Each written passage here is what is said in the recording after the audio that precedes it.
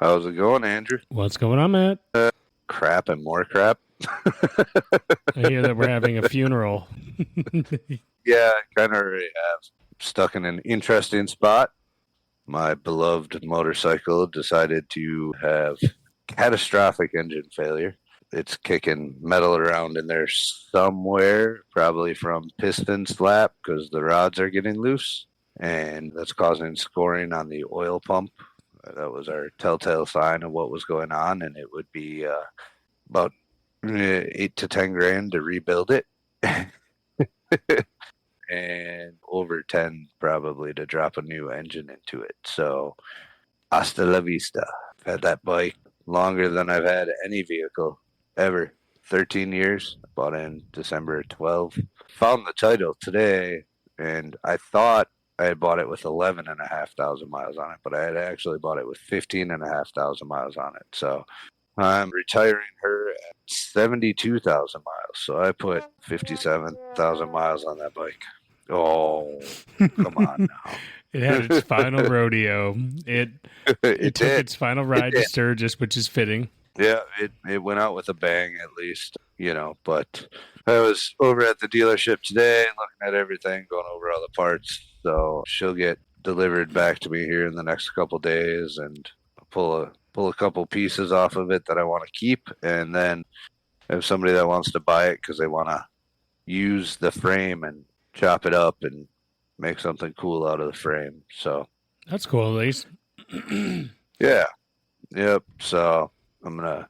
Those that have seen pictures on Facebook know that I have a bunch of stickers in my tour pack lid of a lot of places I've been with that motorcycle. So we keep the tour pack lid and a couple other parts off of it as mementos. There's tombstones. So yeah, I kind of feel like I'm losing a family member. So No, I'm to sorry, be quite man. honest, It's hard. it's You grow attached to your vehicles and your bikes, especially when they're around for that many years. All the memories are stored, but they're also in your heart. Don't worry. right, right. No, I agree. It's just sucks. This was not the end I wanted this bike to come to. I was actually getting ready to throw some money at it this winter to kind of build some stuff on it that I always wanted to have. So keep her going for a few more years, but it's just not in the cards. So she's old and she's tired. That's about it. So would it be? Right. Right. But I might have already found the next one. So we'll see. Every time We're gonna switch it up. a door closes, another one opens. You know what I mean? Right. Hopefully. We're gonna switch it up a little bit. I'm gonna go from the Batwing fairing. I'm gonna cross over to the dark side and go to the Shark Nose fairing. I'm a road glide guy. So I don't know what that means, but it sounds cool. It sounds like a Batmobile type of situation, which I feel like sounds pretty sweet. so the ultra classic kind of looks like the fairing looks like a bat kind of, and it's mounted to the handlebars and the front forks. So it'll grab wind and stuff if you got really heavy crosswinds. Whereas the Road Glide, it looks like a shark nose, like it just like swoops in, right? And it's huge, but it mounts to the frame, so it cuts through the wind. So we're gonna give a Road Glide a shot, see what happens. You can ask me one day whether I like the Road Glide or not, and you'll get a different answer the next day. But I'm pretty convinced I love the one that my buddy is selling. So we'll see what happens. Yeah, I mean, it could be fun to, you've been riding the same bike for so long to just try something else. I mean, I'm sure there'll be some awkwardness at the start where you're going to have to mourn your old bike, but then, who knows? You could open up a great new bike chapter. There's going to be a lot of awkwardness. The one I'm hopefully getting, when you turn the handlebars, the fairing doesn't move; it stays straight. So that's with the other one. When you turn the handlebars, the fairing moved with the bike. So that's it's going to be quite a bit of difference. Go gadget bat fairing. That's what I hear. So no, I'm excited again. I started casually browsing when I knew the bike was Dunzo's, but I can say I rode the wheels off of it, and we'll do the same to the next one. So cool. Well, sounds good. On that note, we will. It's cool if we hit the music and get into our topic. Yeah, go for it. Blasting it. Loosen up your ties and roll up your sleeves. It's time for Fellowship with Matt and Andrew. The views and opinions expressed this podcast are not necessarily the views and opinions of the Grand Lodge of Wisconsin or any other Grand Lodge or any appended body. Now, we got to pep you up, bud. We can't have you being all somber for this episode over your bike. Yeah, no. Sorry. I was looking at her today, and I'll probably have her back by Friday and be taking her apart. So I'm back into it, though. What do we got for today? What do we got? I'm bringing the energy now. Bring that energy. Fake it till you make it. Oh, God. All right. So today I thought it'd be fun. Go back to the classics and get back down to basics on a topic that I feel like is an easy one to really sink our teeth into. And I think it's prudent in times such as these to reintegrate and talk about the proper use of the trowel. Was this inspired by the fact that we just started the traveling trowel program?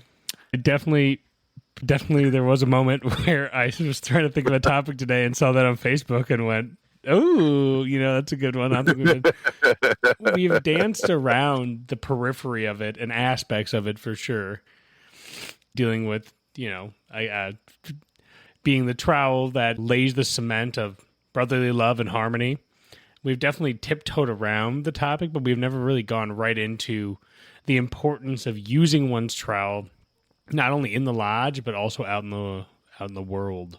I think the trowel is probably one of the best and also the hardest working tools to use. And thus put in the hands of a master mason.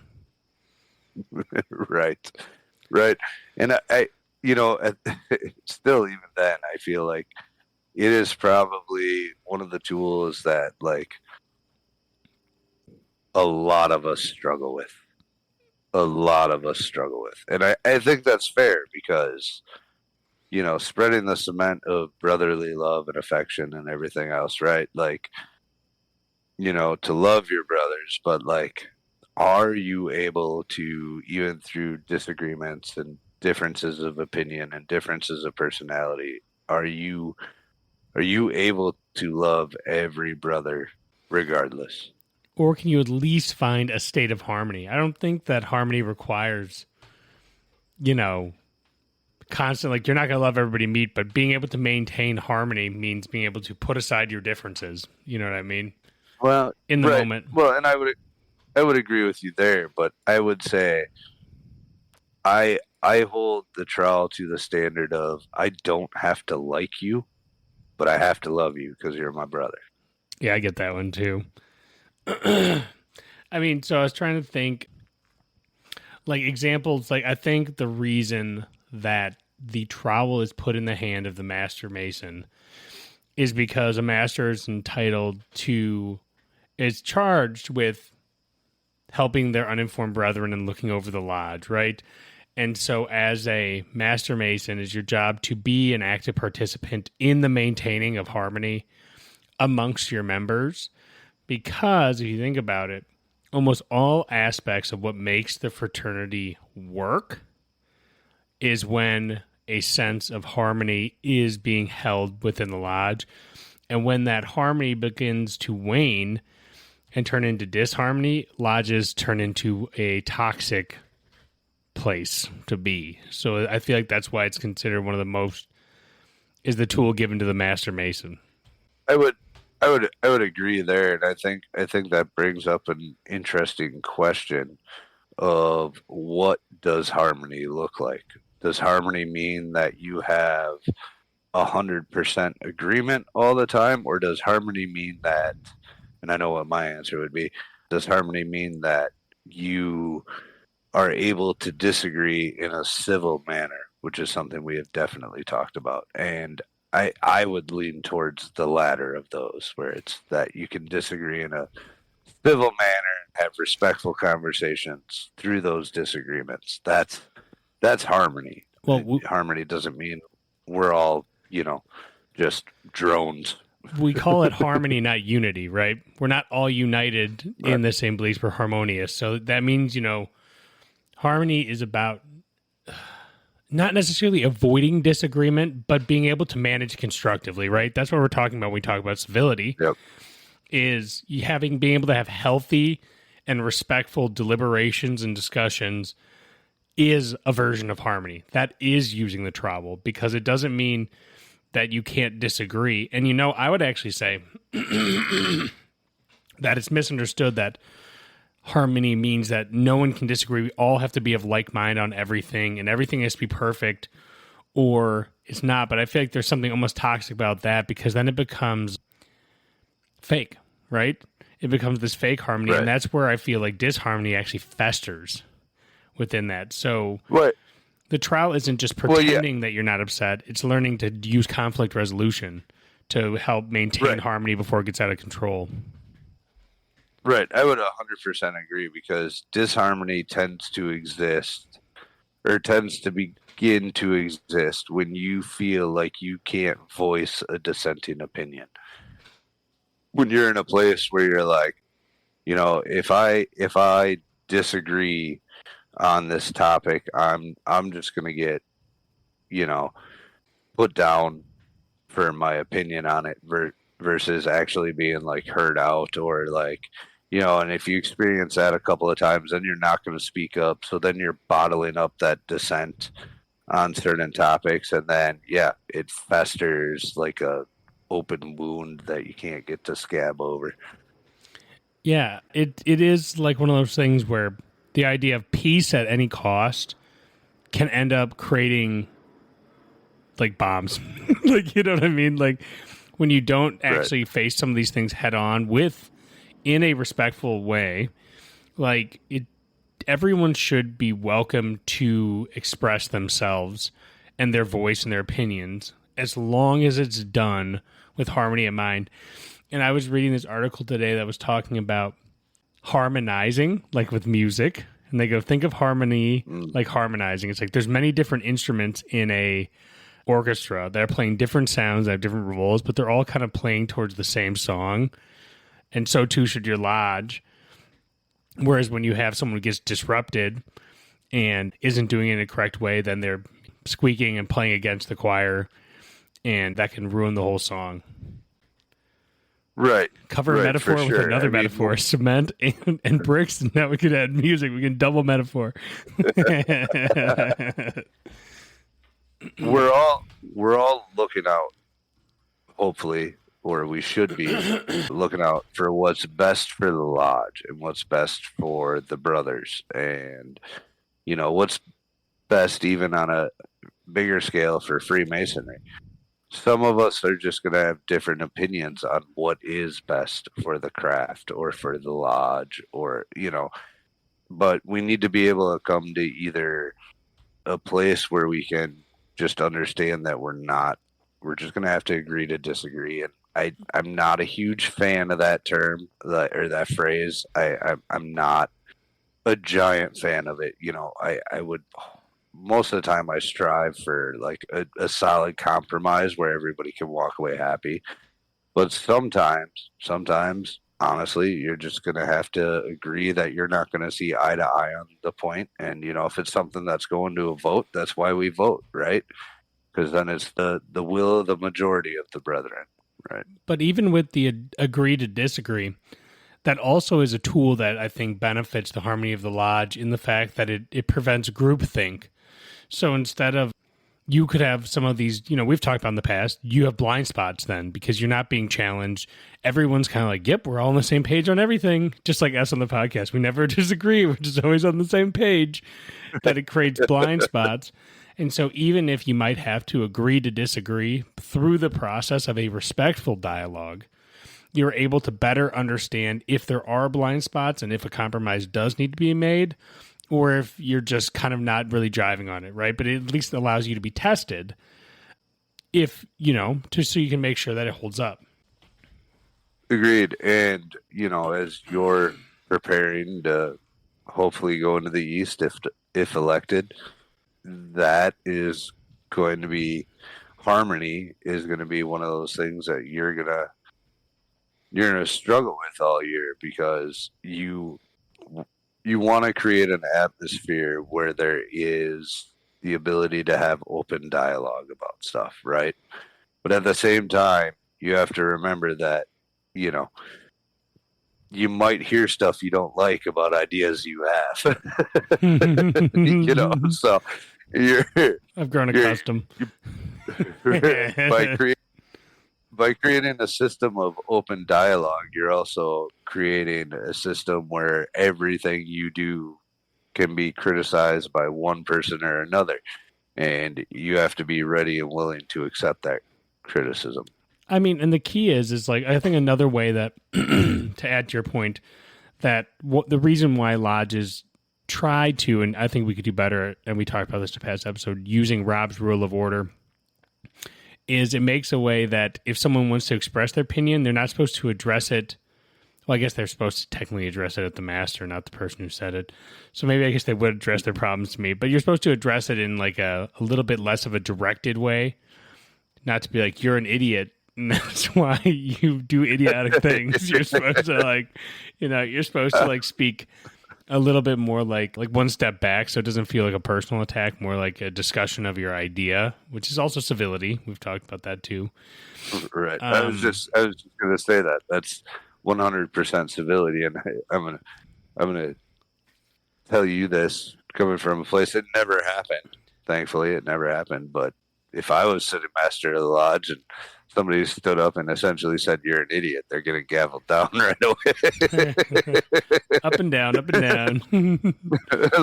like, no, that's not how we're starting this conversation. Yeah, and then if you want to do it correct, you have to keep your you have to stay calm and be like, "So that's not happening. Who's next?" Right. If you do that again, I'm bouncing you. Right. I'll allow you to speak when you're ready to do it in a respectful manner. Yep. The moment he gets up again, just be holding the gavel out, be like, "Do it again." Right. Put you Ready to go. So, why do you think harmony is so important to what we do? Why do you think we focus on harmony as one of our tenets? And though sometimes we do well and sometimes we fail as lodges, why is it called out as something we should seek and strive for? Well, I would say that is a very multifaceted thing, right? If you have a lodge that starts developing a toxic culture and an unharmonious culture, and there's constant infighting and problematic stuff going on, and it's pretty readily out in the open. One, if a prospective member comes and visits your lodge, they're gonna feel that right away, and they're gonna be like, "And no," right? Because if it gets bad enough, it's evident, right? You can feel it. sense that in the air, right? And it's like the music you're again. never gonna right. It's like dissonance. And you're never going to get anything done, honestly. You're going to expend so much energy trying to deal with that and being focused on that you're going to miss the bigger picture, and you're not going to be able to accomplish anything. You're just not. It's gonna put you in a constant state of just spinning your wheels, constantly spinning your wheels. Thank you. Yeah, because you're gonna be constantly fighting that. You're gonna be. Man, my brain is failing me right now. Who was the one that had to keep rolling the rock up the hill, and every time he got to the top, it rolled back down, and he had to do it again? Prometheus. Yeah, thank you, Prometheus. I think it's Prometheus, or Atlas carries on his shoulder. Who pushes rock mountain? I believe it's Prometheus. Oh, wait. No. Sisyphus. Sisyphus. Yeah, there we go. That sounds better. Prometheus was the one with the bird pecking him forever. Or was that? Right, Fire yeah, man. I think he like healed overnight, and then the crows would eat him again the next day, or the vultures, or whatever. Yeah. What a class lad, though, bringing fire to us down here. It's tight. Right. Thanks for the fire. Sorry you're getting tortured for Thanks eternity. for the fire. Sorry for the pecs. But yeah, I do agree that it's exactly like Sisyphus, where it's just all the energy is wasted. And I think that when people when there's a collective energy instead of a dissonance energy or a destructive, chaotic energy, when there's a collective energy where everyone is both like emotionally and behaviorally cohesive, I feel like it's exactly what you're talking about. When people feel connected and they're looking forward to something and they're having fun, not only do people more engaged, I feel like there's better ideas, there's more creativity and more like commitment to the group's purpose. Whereas when it's in a state of dissonance and things are chaotic, you don't look forward to going to lodge, and it wears you out. Probably for weeks in advance, you sit there thinking, God, you get exhausted. So I feel like when you're balancing the two, it's like that's why it's so important, because the group functions better when harmony is maintained to some level. Well, and if you think about it, I'm gonna kind of go back to music for a second, since you started using that as an example. If a band is in sync and being harmonious and everything else, that creates an atmosphere where somebody can go off and riff on a guitar solo because they know the general direction things are moving. They're in sync with the other members of the band. Everybody's jamming, grooving together, right? And if you can create that harmony in your lodge, yes, it's going to inspire more creativity. People are going to be willing to speak up about their new ideas, even if they don't have it totally fleshed out yet. They're going to be like, hey, I got this idea. I might need some help getting it off the ground. Maybe we got to workshop it a little bit, but I know I'm not going to get put down for having this idea. So I'm going to tell you about this idea, right? Because you have this culture of openness and critical thinking and, being able to be respectfully critical of decisions being made and everything else, right? And that just fosters an environment where people want to jam, Yeah, and it creates this environment when the trowel be flowing across the guitar of harmony, like a sweet rock and roll pick.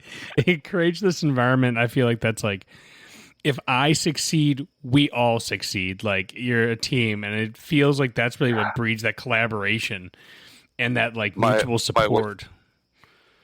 My wife is gonna hate me when she listens to this episode, because she hates it when I say this for some reason, but teamwork makes the dream work.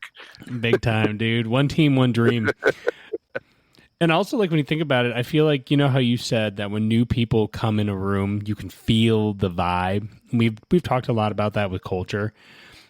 It almost feels like, when the rhythm is good, like attracts like. So people who are looking for a good groovy vibe, right? Like a good melody to jive with, a good group of people, if they can tell there's a lot of gossiping and backbiting and just shitty behavior, they're probably going to be like, I don't know if I can groove with this. It's like, it's exactly your point, to try to maintain harmony as best as possible. To lightly shift us, then, how do we actually use this bad boy? How do we spread this towel? What are some techniques we can pull out of our brains to help? Well, I think it comes down to, a lot of times, somebody having the courage to, if that type of behavior exists already, be like, nope, not gonna fly. This isn't gonna work. You guys are gonna have to figure this out, right? And B, it takes the courage of somebody just, maybe coming out and throwing new ideas at the wall and continually doing it, and being respectfully critical and starting to set the example.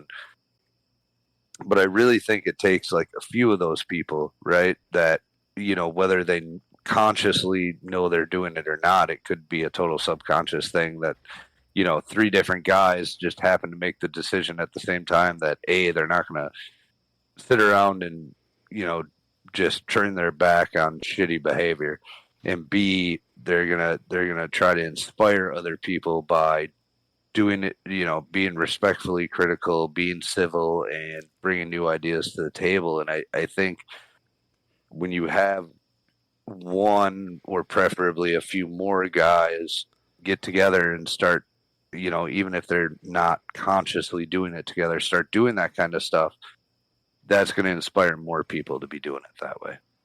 I agree. And I think to add to your point, I think one of the hardest challenges, and I'll bring up my example I picked is one that I have the hardest time with and I still work with, and I think a lot of people do, that if there's bad behavior happening, sometimes you'll get drawn into it because you want to be part of the group. So you're harmonizing with a bad song. And so I think it's important as Masons to catch yourself and be the lame poopy pants in the room who's like, hey guys, I'll be the paladin in the room and say, maybe we shouldn't. And so you can, I guess around that, make your own kind of music and sing your own special song and try to reharmonize so that there's other voice in the room that the people who want to create actual harmony can harmonize with. And the one example that I think we all need work on, I need some work on, is protecting the reputation of absent brethren. So when backbiting happens and someone starts complaining about a brother who isn't present, even if it meant, in like not an angry way, but we've all done it. I've done it more. I'm guilty as anyone else, to try to catch ourselves and say, let's save it for when they're here to actually respond. And like, if you say, I've caught myself saying, hey, I wouldn't say anything behind their back that I wouldn't say to their face. Sometimes I wish I would tell myself, maybe you should just save it and say it to their face then, instead of just claiming it. Right. But, I don't always do that. So, that's one that I really want to work on and try to, to remember that the trowel isn't used for slinging mud, right? Right. I would agree with you there. And I think another thing that we've discussed before that can help foster this environment and this kind of culture and get it going or continue it going if you already have it going is the idea of like decentralized leadership, right? Because decentralized leadership fosters creativity. When you tell somebody, hey, this is what I want you to get done, figure out how to get it done. That allows them to become creative in their process of how they're going to get there and to ask for advice and hopefully not get, slammed for asking for advice, but it allows them to be creative and find their way and gain confidence and, gain their voice at the same time to be like, okay, this is my end goal. How am I going to get from A to F? What are the steps in between? And what's the way that works for me to get there? Right. And then they start to see the different creative ways you can get there. And everybody else starts to see that there's different ways to get the same thing done. Yeah. And it almost feels like at times that you can learn when you're thinking of that type of situation where it's, don't always try to overcorrect, I think is a good reminder too. Speak up in praise, not correction. If there's something wrong, like if you, for example, you gave them an idea, right? And you decentralize it and you see they're going down kind of a crafty road, you don't have to come down hard and say like, nope, that's wrong. You could say, hey, like, let's workshop this a little bit together. So then you're building even more harmony and building your relationship together. Say, I like where your head's at, but there might be a problem over here. Have you considered this? And make it feel collaborative, not I'm right, you're wrong. I'm the know-it-all, you're the know-nothing. Right. Shove it, because then that creates that disharmony. And I think that when you learn to, speak up in praise instead of correction, like that can go into ritual too. Like it's so easy to cut to the point and try to be blunt and say like, no, dude, you gotta say it like this. But you can always spend the time doing that old compliment sandwich, right? Being like, hey man, I really see you're working hard at this. And I love what you're doing. You delivered that last part good, but I would want to give you a light little thing here. That middle section you just deleted. You know what I mean? So right. Get cracking. But yeah, great job. I love it. Compliment sandwich so that you don't always have to just only naysay. You can create a more harmonious way to deliver what could be necessary feedback. Well, and unless whatever you were doing was completely foobarred, there's always the positive you can pick out of it, right? Like hey, I really like the way you did this, but overall something was missing, or this part could have went smoother. How can we workshop that to fix it for next time if there's going to be a next time, right? And it has to be like it has to be like the engine on my motorcycle. It has to be catastrophic failure Mm. for there to be no positive to come out of it, right? Like they just walked out of the room and you're like, hey man, you just walked out. But also at the same time, when you do that feedback, like your motorcycle, take it outside and do it privately. Right. Yeah. I mean, it's gotta be bad for you to not be able to find a single positive in it, right? So We're just making try it to find right. Try to find something that was done well to be like, hey, all right, I see how you did this. And it was a creative way for you to get here, but you totally screwed this part up. Yep. And I mean, like with the trowel, like it doesn't mean that you always have to be nice. Like kindness is a great rule of thumb. That's going to be help when you're trying to learn to use the trowel. Just being nice is a general good spreading technique, but you can't always be nice. There is a time where you need to apply pressure, but even then I think you need to fall back into kind of like if you're spreading a tight corner or something. You have to change your technique a little bit, but you still need to be treated with respect, even though it might not be as loosey-goosey as other forms of it. So there always has to be a way where you can maintain composure and maintain harmony in your heart, even when you have to deal with a challenging situation, like when you were mentioning not letting something fester and you have to diffuse something before it can grow into a bigger problem. Right. Because, you know, an open wound that should have gotten stitches, if you don't glue it, there's creative ways to fix it, right? You can glue it, you can tape it, you can pinch it off, you can get it stitched, there's 20 different ways to fix that open wound, right? Find the one that's going to work, because if you just leave the thing open, it's going to get infected, it's going to get worse, and then you're going to be chopping off an arm at some point if it's on your finger, right? That's like, deal with it before it gets to that point where you're like, oh, we can't do anything here except amputate the problem and then start over, right? You don't want to get there, because you're probably not. You're gonna have a harder time coming back from that, right? Yeah, absolutely. It is like if you let something that could be exercised become a cancer, it's going to be a way more difficult, long-term, and bigger problem than it has to be. If you could have just defused or, like wu-weied it to make him like a resolution between two conflicting brothers before it becomes a feud. Like as a brother, like if you can find ways to restore people to singing the good song in harmony, you can stop it from creating what could take months, and then you become Sisyphus pushing the road. Yeah, pushing the rock. Right. Another thing I wanted to say for creating harmony that comes from my synchronization piece that I do on the opening and closing. I think opening and closing the lodge creates a sense of harmony between people and unity, because it creates that synchronicity where everyone is watching the same thing and they're not talking and putzing around and, you screaming across the room or overcorrecting people. They're all just locked in on the same thing with harmonized movements that are all particularly planned out together in a shared moment, in a shared experience that is one tiny second that we can actually go from harmony to unity before going back to harmony. Just for a couple of mementos, we can reinforce it like physically and spiritually for just a couple seconds.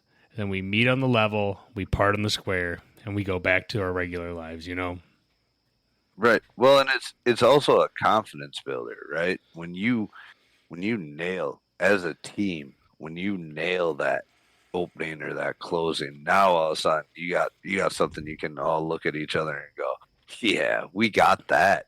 That was man, that was so good. Like, whew, and you're just you get that little bit of a high, and then you guys get to all experience that like together, and you get closer that way, and you can ride on the coattails of those small successes like that to lead you to bigger and bigger successes. And it's almost like a barometer. Like if there's a lot of disharmony in a lodge, you're not going to see a good opening and closing a lot of the time because there's going to be someone interrupting, or people are just burnt out, so they're not doing their parts. And, the energy of the meeting can be, in the opening and closing, can be a good barometer to go, how's this lodge? Are these guys singing the same song, or are these guys all over the place? Like, this is a good indicator too. And when you think about it, like on top of the opening and closing, I feel like all the core principles of Freemasonry, like we say in the Master Mason degree, all these tools, including this one, are yours to dispose of. I think those all also interplay with creating harmony. If you're treating people with justice, if you're being truthful, if you are acting on the square and you're parting on the level, and you're doing all that stuff, I feel like if you're having proper moral behavior, you're acting with universal benevolence, and you are treating others as you'd like to be treated, that naturally starts to build harmony and goodwill amongst one another. I think that's an interesting one to touch on, actually. The whole, you're treating others the way you would like to be treated, right? You're not treating others the way they treat you. Mm-hmm. You're not matching their energy, because then you're singing their song. Then you're not singing your song again. You got to make your own kind of music. You got to sing your own special song. Yeah. Every time I keep talking about this, the music and the disharmony music, I keep thinking of Iluvatar and Lord of the Rings, and then Morgoth, who was like, I want to sing my own songs different than all the other gods in the Silmarillion. And that's why he became chaotic god of disharmony. There you go. Yeah. You lost me. Yeah. Saruman. Or Sauron is one of his lieutenants, so, it's tough. But yeah, somebody's sitting there. You keep talking about music, I just think of the bard from The Witcher. Yeah, toss a coin near Witcher. You know who's going to be sitting there listening to this? Brother Moriarty is going to be listening and going, I know what he's talking about. I guarantee he's going to be like, I know exactly what Andrew's talking about. But yeah, probably. I mean, at the same time, I do think also like that a shared dress code, a shared decorum, I think that all kind of sends subtle social cues to your psychology that we're all finding a common ground, and we're all like harmonizing with one another and building a like a safe space. Not to be, like, for lack of a better word, that is kind of what Masonry can be, a place for men where they can express themselves freely without feeling like they're going to get shouted down, and that they can, be creative and work for the betterment of the lodge. Well, and that they can practice some of these skills, and hopefully if they're lacking in one, someone will correct them and help them improve in that skill, right? So I mean, that's the key with any safe space. Like, I used to always say that the jiu-jitsu gym was a safe space. They're not going to actually choke you to death. So you're safe to practice in a place where you're, for the most part, safe to experiment and to express yourself and to learn. And then you could take it out into the real world where, like, at least you had a place to practice before you went out into the world, right? Right, where there's real consequences to your potential behavior. Yep. Think of the other one too. The no talking about disharmonious topics is another one that you'd see in our core values, which is helpful in lodge to be like, let's not just start something that really people have a hard time circumscribing their passions on. Another way of building harmony, using that trowel. Yeah, so no conversations about sports teams, right? That's what you meant unless there. It's the good old Packers. Unless it's the go back, pack go and take them Bears down. Then they can bear down on themselves. Am I right?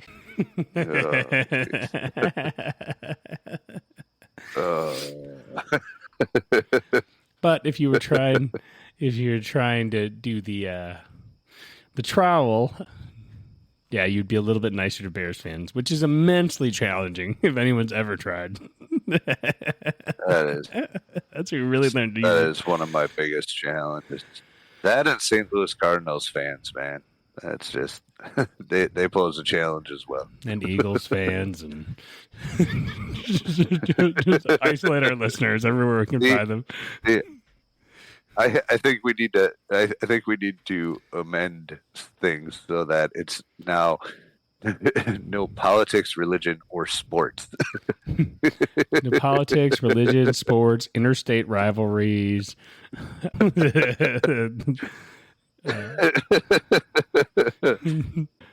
Awesome. Well, anything else you want to add about the trowel? I think we've really covered how important harmony is and a bunch of ways we can use it. And I think if I had to do my last words, actually, you're going to do yours first, because if I do mine, you always just say, I couldn't say it better. And I want you to say yours, and then I'm going to try to say it better. Oh, come on now. Come on now. I got you just where I want you.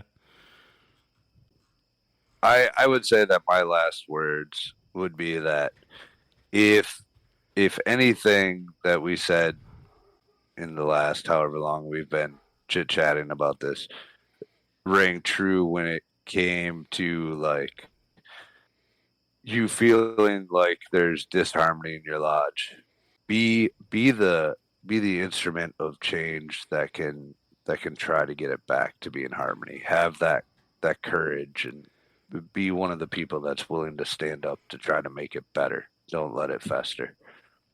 I agree. Now, I'd like to remind people that if you wield the trowel, it is not a tool that's held in the hand. It's held in the heart. And remembering that every word that you take and you use positively, and any good action you do positively that builds instead of breaks, lifts up instead of tears down, is adding to the harmony of your lodge and creating your own kind of music. And it's singing that old special song. So remember to be kind, and keep applying that cement and get that brotherly love and rub it all over the place like an instrument. Cheers. Cheers. Isn't that better? That doesn't better.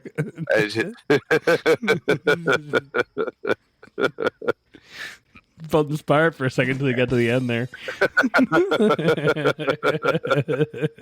You were doing so good, and then that ended, man. I like to lead them up and then drop them down.